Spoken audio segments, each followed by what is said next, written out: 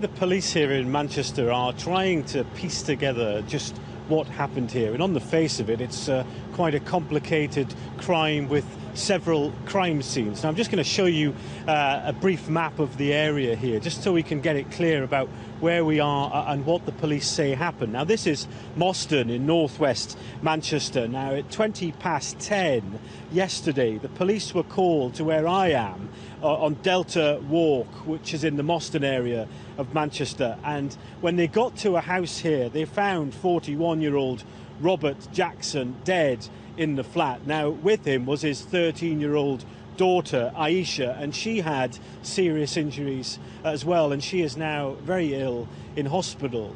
But a few hours later, not far from here in Harper Hay, the police were called to Watfield Walk, which, as I say, is not very far. Now a man had threatened a car owner with a knife and then carjacked and stole that car, and when he was spotted by police, he then crashed into the side of a pub. Now when the police got him out the car, he too had stab wounds, and he also had very serious injuries as a result of that crash, and he too died. So what the police have here is two crime scenes, two men who are dead, and a 13-year-old girl who is seriously injured. And I'm told that the two men were known to each other, and now the police are trying to figure out what the story is here and why these stabbings took place. But this area is very built up. It's a busy estate here in Moston, and I've been talking to neighbours here who knew Mr. Jackson and his daughter, and one woman in particular, Claire Calvert. This is what she told me. He was the nicest bloke you'd ever meet. You know, he'd bend over backwards to help anybody. Wouldn't have hurt a fly. And his daughter? Oh, she was lovely. She was lovely. She used to play with my kids in the summer when she was younger. So the scenes of crime officers are here in Moston. I'm just going to step out and let you have a look where we are.